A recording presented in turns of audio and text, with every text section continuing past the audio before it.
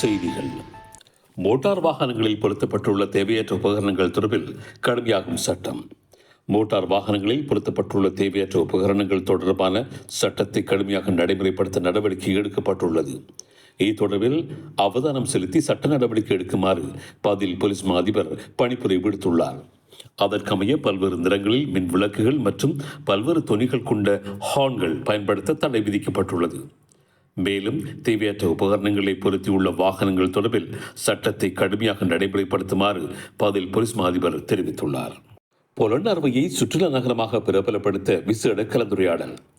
பொலன்னறுவையை சுற்றுலா நகரமாக பிரபலியப்படுத்தும் நோக்கில் விசேட கலந்துரையாடல் ஒன்று பொலன்னறுவை மாவட்ட செயலகத்தில் இடம்பெற்றதாக பொலன்னறுவை மாவட்ட ஊடகப் பிரிவு சுட்டிக்காட்டியுள்ளது.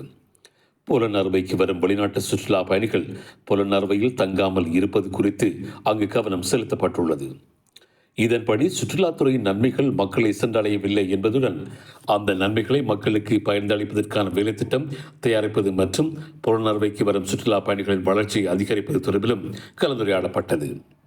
இந்த நிகழ்வில் வீடமைப்பு பிரதி அமைச்சர் DP சரத் மற்றும் ஆஸ்திரேலியாவின் முன்னணி முதலீட்டு நிறுவனங்களில் ஒன்றான மெய்தான்ஸ் மேஸின் நிர்வாக அதிகாரியும் கலந்து கொண்டார்.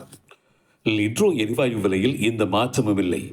லிட்ரோ சமையல் எரிவாயு குறித்து விசேட அறிவிப்பு ஒன்று வெளியாகியுள்ளது. அதன்படி இந்த மாதத்துக்கு லிட்ரோ சமையல் எரிவாயுவின் விலையில் திருத்தங்கள் எதுவும் இருக்காது என லிட்ரோ நிறுவனம் தெரிவித்துள்ளது. அரசாங்கம் சீனி உற்பத்தியினை அதிகரிப்பதில் விசேட கவனம். நாட்டில் சீனி உற்பத்தியினை அதிகரிப்பதில் அரசாங்கம் கவனம் செலுத்தி வருவதாக தெரிவிக்கப்பட்டுள்ளது. லங்கா சீனி கம்பெனிக்கு சொந்தமான பல்வத்த மற்றும் சவனகர சீனி தொழிற்சாலைகளுக்கு கைத்தொழில் மற்றும் தொழில் முயற்சி அபிவிருத்தி அமைச்சர் சுனில் ஹங்குநெத்தி கண்காணிப்பு விஜயம் ஒன்றை மேற்கொண்டிருந்தார். இதன்போது கரிம உரம் மற்றும் ஏற்றுமதி சந்தை இலக்காக கொண்டு கரிம சீனி உற்பத்தி தொடர்பிலும் இதன் பொழுது கவனம் செலுத்தப்பட்டுள்ளது. மேலும் சீனி உற்பத்தியை விநியோகிப்பதற்கான முறையான விநியோக வலையமைப்பு உருவாக்குவது மற்றும் தொழிலாளர்களின் உற்பத்தி திறனை அதிகரிக்க வேலை சுட்டெண்ணை தயாரிப்பது குறித்து இதன் பொழுது கலந்துரையாடப்பட்டது. சீனாவில் பரவி வரும் வைரஸ் தொடர்பில் பீதியடைய வேண்டாம். சீனாவில் பரவி வரும் வைரஸ் காய்ச்சலை பீதியடைய வேண்டிய அவசியம் இல்லை என்றும் குளிர்காலம் தொடங்கியுள்ள நிலையில் இதுபோன்ற வைரஸ்கள் பரவுவது இயல்பானது என்றும் சீனா சுகாதாரத்துறை அதிகாரிகள் தெரிவித்துள்ளார்கள். இருப்பினும் பல நாடுகள் சீனாவுக்கு செல்வதை தவிர்க்குமாறு தங்கள் குடிமக்களுக்கு இப்போது அறிவித்துள்ளன.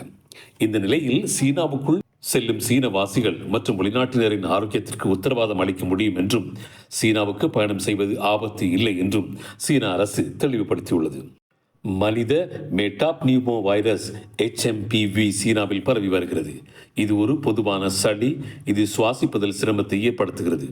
COVID-19 தொற்றுக்கு பிறகு சீனாவில் பரவும் வைரஸ் குறித்து உலகம் முழுவதும் இப்பொழுது உன்னிப்பாக கவனம் செலுத்தி வருவதாகவும் தெரிவிக்கப்பட்டுள்ளது. மாணவர்களுக்கு ஐஸ் போதைப் பொருளை விநியோகித்த 2 கைது. நீண்ட காலமாக பாடசாலை மாணவர்களுக்கு போதைப் பொருட்களை விநியோகித்து வந்த சந்தேக நபர்கள் 2 ஐஸ் போதைப் பொருட்கள் மீட்கப்பட்டுள்ளன. அம்பாறை மாவட்டம் கல்முனை தலைமையக போலீஸ் பிரிவுக்குட்பட்ட பகுதியில் வெள்ளிக்கிழமை இரவு கல்முனை விசேட அதிரடிப்படையினர் ஐஸ் போதைப் பொருட்களுடன் 2 கைது செய்திருக்கிறார்கள்.